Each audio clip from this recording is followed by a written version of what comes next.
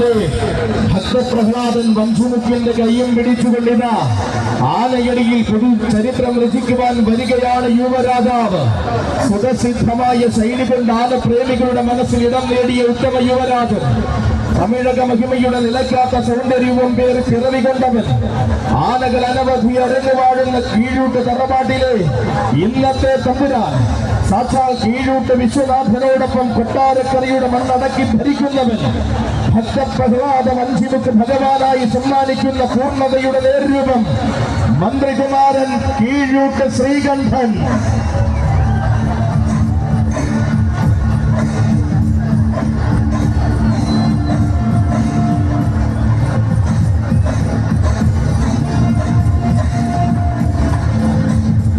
ഒരു നോക്ക് കാണാൻ കാത്തിരുന്നവരുടെ മുന്നിലേക്ക് ഇതാ കതിരുവന്മാരെ വരെ അസൂയപ്പെടുത്തുന്ന പൊന്നിൻ പ്രഭയോട് കടന്നു വരുന്നു ശ്രീകണ്ഠൻ.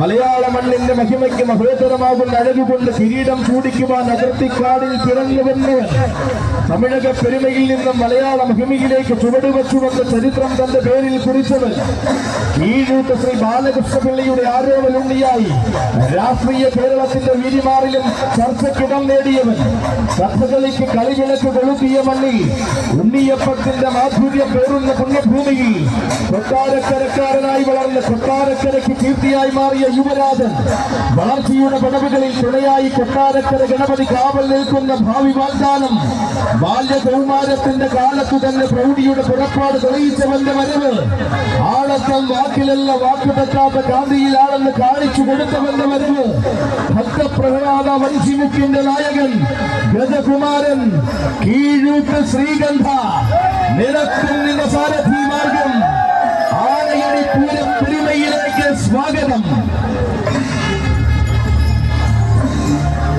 അതെ, ആനകളിൽ അഴകേഴുന്ന വീരന്മാർ പിറന്ന മണ്ണിൽ നിന്നും ആന കേരളത്തിന്റെ തെക്കൻ തട്ടകം ഭരിക്കാൻ പിറവി കൊണ്ടവനും വരുന്നു.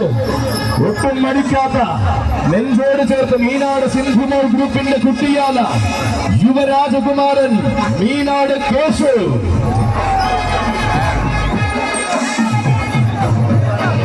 കാലം കടക്കുന്തോറും കീർത്തിയും കൂടെ കൂട്ടി കരിവീര കേരളത്തിന്റെ അഭിമാനമാകുവാൻ ഒരുങ്ങുന്ന യുവതേരാളി, തെക്കും വടക്കും ഒരുങ്ങി പൂരപ്പെരുമയിൽ